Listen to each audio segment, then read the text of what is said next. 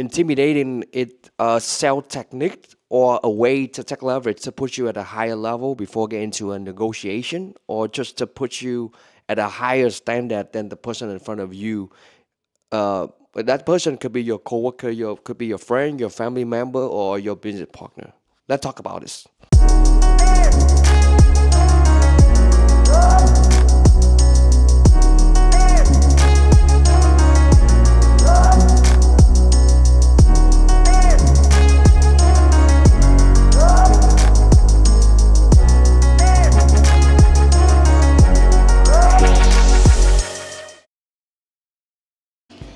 Okay, I'm gonna try to make this video short because I know if I keep it long, it's gonna be very boring, and there's a lot of and that's a lot of time that I stop and trying to think the words and the idea, because you gotta sympathize with me, because this is not my first language, this is a second language, and I'm speaking English in my vlog. It's just like an Americanized people speaking a Vietnamese vlog. So I will try my best, but give me time. I think it'll take me another 10-15 videos, and then I will be kind of smoother. Okay. So now back to the topic. The intimidation in the culture of the Americans. It's not only on the business aspect, but also in the normal daily life. I have been living in the U.S. for 16 years. I've been doing a lot of different jobs for a Vietnamese, for an American. When I say American, you don't just think about white people. American meaning Americanized people. It could be Chinese Americanized, Taiwanese Americanized, Korean Americanized, Vietnamese Americanized, okay? So I have worked with different jobs and careers. I work for like restaurants. I work for like a phở place, hotel place. I work for electrical company, cable company. I used to drive like a underground taxi. It's something like that was before the Uber came out. I work for like a bar, Vietnamese bar, like quán nhậu. I work for radio station, TV station. I work for dealership. I used to be a top salesman, then I moved up to an internet sale, then I moved to a finance manager. So I work all kind of job, and I work for under different kind of people. My boss used to be Chinese, Indian, white people, a lot of different ones. But I've seen one thing they all have is the intimidate. So that's their culture. Well, when they talk to you, the first impression or the first thing you do is to intimidate you. The purpose of this technique is to put you at a low level. They try to tell you that they are better knowledge, they're at a high level than you. So when you get into a negotiation or something, they will have more leverage to manipulate you and tell you what to do. Example. Okay, so the first example of intimidation is I have seen a lot of Caucasian people, or like English speaker, like a native speaker who been living in the US for so long and speak English as a first language. They always do this to the person that speak English as a second language, okay? So when you say something, when you try to describe, to express your idea, and you can't find the vocabulary, and finally you can find the vocabulary, but the way you pronounce it is not accurate. So what they do is, let's say, I don't know, just give an example. Example, okay, let's say I say, example, then the native speaker will do the way they react is like, what? Huh? What did you just say? What is example? So they raise their voice, they raise their tone, they're trying to make everybody around that area to pay attention to the conversation, and they're trying to make you feel embarrassed. And then you kind of like, oh man, I feel so small, I feel so, man, how do you say that in English? The tự ti. Man, I forgot the word.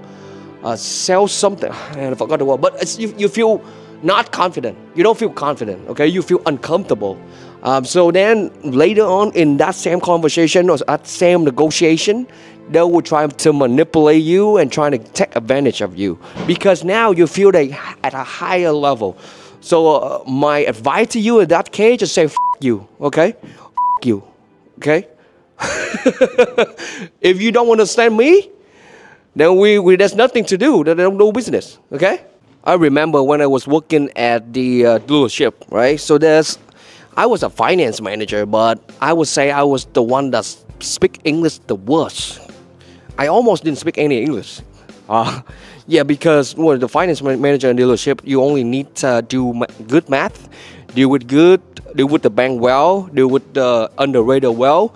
Trying to argue with them. Well, actually, they require some English skill, but yeah, I was so good in that area only. But you know, if you go deep into different area or different factor or different topic in life, I wasn't good enough. So making me feel bad or make me feel embarrassed and shy in front of everybody was a something that really funny to the management team. So beside me, there's like GSM, GM, all the sales managers and everybody. They all Americanized. They all live in America for so long, but most of them was born in America and they speak English as a first language, right? So they always try to make fun of me and some of other fish sauce Vietnamese salesperson, or like from Chinese, from a new Chinese or new Korean. So one time, I have a customer. Her name is Deborah. Deborah spelled Debroah, right? But in English, you pronounce Deborah.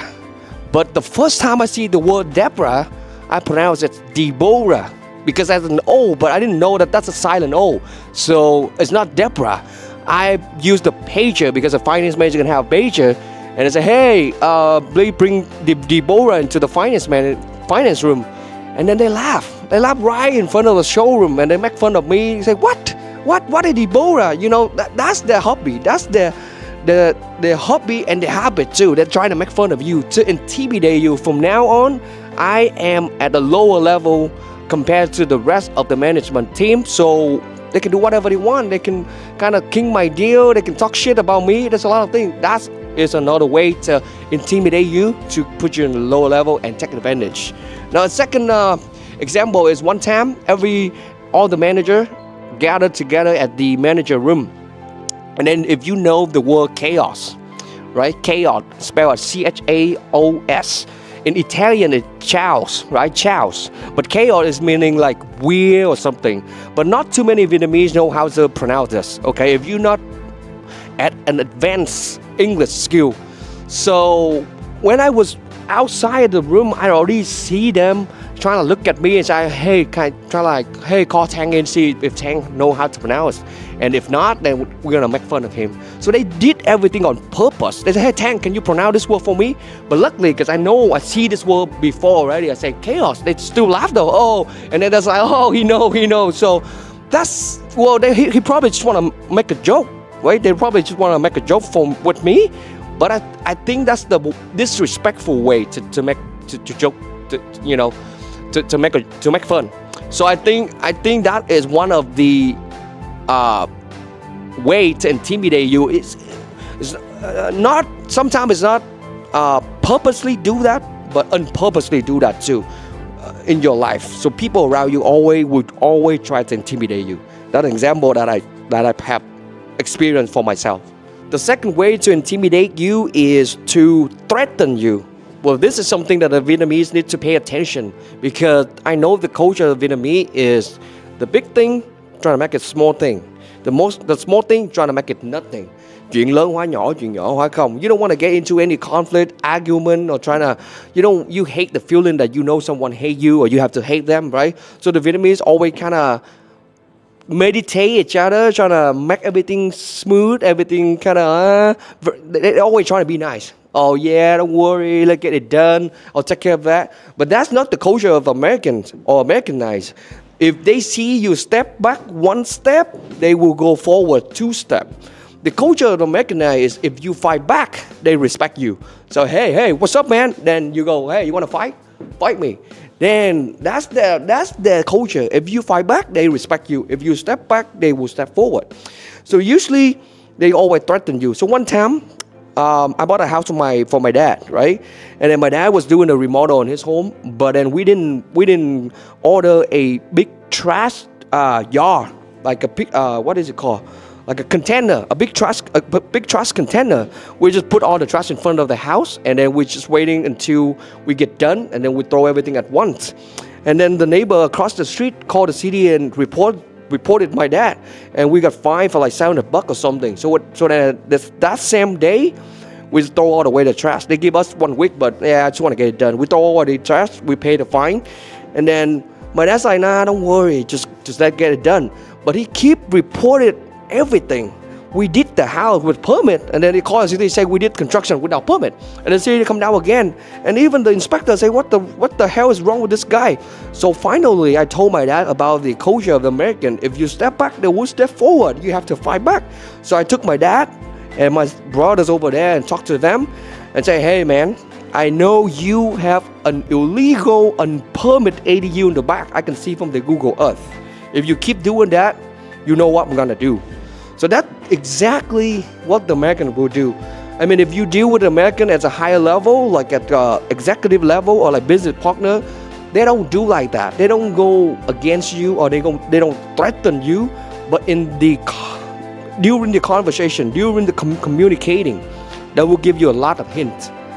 Hey, I know this. Hey, I know that. Meaning they will deliver a message to you that, hey, if you do wrong, I'm gonna sue you. Hey, if you do wrong, you're in a big trouble. I know that. Don't think I'm stupid. I know. So that's the way they want to deliver a message at a higher level. So, you know, if you have that kind of person in your business or as your business partner, if you think that they keep trying to intimidate you, I suggest you to stand up and fight back. So let's say if someone say, hey man, I don't want to talk to you anymore, I have to consult with a lawyer. You don't feel worry, panic, and then kind of step back and let them take advantage, being at a higher leverage and threaten you. You have to say this. Okay, so tell your lawyer to email my lawyer. I don't talk to your lawyer. From now on, we don't talk to each other. You have to say that. You have to fight back, okay? Don't let them step forward. So that's it. That's all my advices from you, and trying to make you, who's the newcomer, the Vietnamese newcomer, or I don't know where you're from, but a new US citizen. You don't know about the culture. Your country culture might be different, but I think the intimidation is the American culture, and that's how you deal with it.